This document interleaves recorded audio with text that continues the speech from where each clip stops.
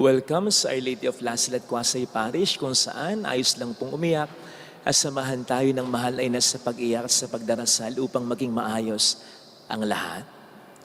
Sana po nabasa nyo na yung Book of Jonah. 4 chapters lang naman po ito eh. Well, dapat naman buong Biblia nababasa natin na talaga. Anyway, sa Book of Jonah muna tayo. As I said, 4 na chapters lang. Basahin mo na kapatid pag-uwi mo. At nasisigurado ko, mahaliw ka kahit pa paano. Kasi po, di ba, madalas ang basic plot lang naman pagdating ng storya tungkol sa propeta at sa bayang gusto ng Diyos na magbago. Nandun yung plot na tatawagin ng Diyos ang propeta, minsan tatanggi pa tulad ni Jonah, pero papayag din naman, magpipreach na ng repentance sa makasalanang bayan. Ang makasalanang bayan ay magsisisi, magre-repent, magbabago, kaya sila'y patatawarin ng Diyos. That's it. Yun ang basic plot. And that's what exactly happened in the book of Jonah. In fact, chapter 3 pa lang. Tapos na eh. Nandun na yung plot. Ang propeta na si Jonah, mission accomplished na. Kaya magtataka po kayo kung bakit may chapter 4 pa. At mas lalo kayo magtataka o mawiwindang, maaaliw kapag ito inyong binasa. Sapagkat dito sa chapter 4, nagagalit si Jonah. Kanino? Sa Diyos. Dahil hindi na parurusahan ng Diyos ang bayan ng Nineveh. O diba? Hindi ka mawiwindang dyan. Pinreach niya yung gusto ng Diyos na mga taga-Nineveh ay magbago na. Nang magbago, napuwisit siya. Kasi hindi na parurusahan ng Diyos eh. Anong kawindangan ito? Anong kalokohan ito?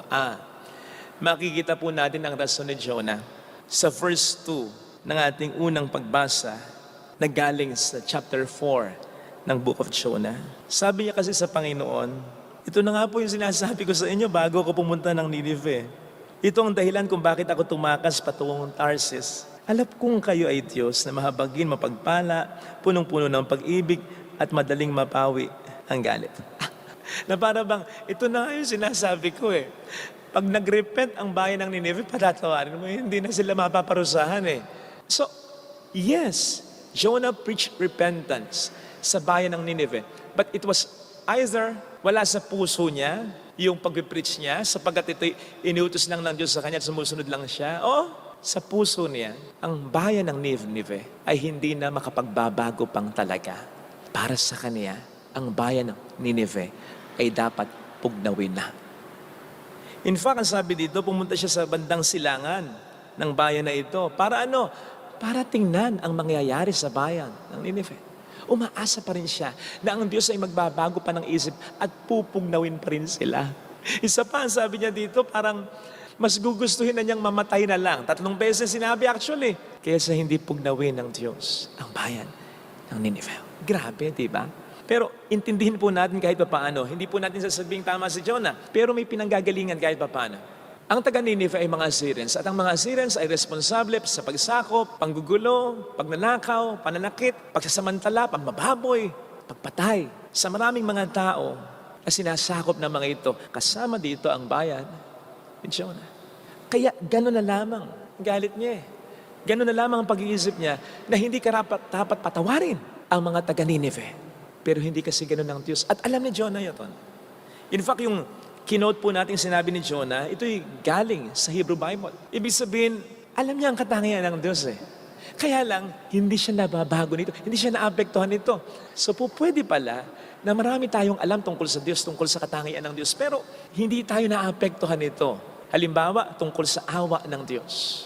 Hindi tayo ganong naapektuhan nito. Naapektuhan lamang tayo nito kung para sa sarili natin i-apply o para sa mga taong malapit sa atin. Pero kung sa iba na i-apply ang mercy of God, lalong-lalo na sa mga taong ayaw natin, hindi na tayo naniniwala dyan. Parang ganito yung maraming mga Kristiyano na maraming alam tungkol sa Diyos. Nagsisimba naman kahit paano. Kahit paano may nalalaman tungkol sa Diyos. Pero, matigas na matigas ang buhay, sumisigaw pa. Ang mga matay, dilat na dilat, habang sinasabing, ibalik ang death penalty. Kilabutan po tayo. Nagiging parang si Jonah tayo. Alalahanin po natin. Ang sabi sa ating salmong tungkunan, ang pinakakatangian ng Diyos, banay at magalit, wakas ang pag-ibig. Parang ito yung sinasabi sa Salmo na, the Lord is good and His mercy endures forever. Walang hanggan ang kanyang pag-ibig, walang hanggan ang kanyang kawa. Kaya nga din sinasabi sa Salmong ito ay, magpasalamat tayo sa Diyos. Bakit? Sapagkat tayo rin ay recipient ng mercy of God. Kung paano ang Diyos ay naaawa sa mga tao sa isang buong bayan, ganun din ang passion ng Diyos. Passion ng awa ng Diyos para sa isang taong tulad mo, tulad ko, tulad ni Jonah. Akalain mo dito nagmamagaling siya sa Diyos, parang siya pa ang mas marunong kaysa Diyos. Nakikipagdebate siya sa Diyos. Ipinipilit niya ang gusto niya. At 3 beses sasabihin niya, mamatay na sana ako kung hindi mo susundin yung sinasabi ko. Abay, kung hindi po awa ang tawag niyo dito, hindi ko alam kung ano ito. Kasi anytime, pwede talaga sabihin ng Diyos, yung ba gusto mo? Sige, mamatay ka na ngayon din. Pala gusto mo, ayaw pumayag sa akin. Ako pa iyong kukwestiyonin. Mercy of God. Mga kapatid, sana ito'y mag-sink in sa atin, ha? Sabi ko nga po sa inyo, ang Book of Jonah, hanggang chapter 3, okay na Tapos na yung story Maganda na Kung bakit sinama pa yung chapter 4, tungkol sa pag-aalburuto ni Jonah. By divine inspiration, ginusto ito ng Diyos. Sapagkat alam ng Diyos, marami ang magpaparang Jonah. Hanggang sa ngayon, hanggang sa mga susunod pang panahon, na yung mercy of God ay ina-apply lang sa sarili, sa mga taong close sa Kanya. Pero pagdating na sa iba, hindi na sila karapat dapat patawarin pa. Naku, ay mag-ingat po tayo. Sa ating ebanghelyo, tungkol sa panalangin itinuro sa atin ni Kristo, recurring yung amin, namin, ama namin, bigyan mo kami, patawarin mo kami, wag mo kami, sapagkat gusto ng Panginoon. Ang iniisip natin ay hindi lang kapakanan natin, kundi kapakanan din ng kapwa natin, na kung ano ang pagmamahal na para sa atin ay ibinibigay ng Diyos, ganun din ang dapat na paniwalaan natin ibinibigay ng Diyos sa kapwa natin, sapagkat wala tayong karapatang tawagin ng Diyos bilang ating Ama at ang ating Panginoon bilang Panginoon kung hindi natin makikita ang ating kapwa bilang kapatid natin at bilang katulad din nating ililigtas ng Panginoon natin. Mga kapatid, tandaan po natin na lahat tayo recipient ng awa ng Panginoon. Walang sandali sa buhay natin ang hindi tayo nakaka-experience ng awa ng Diyos. Kahit nga po ang pinakamabuting tao sa buong mundo, nagkakasala pa rin. Tayo pa ba?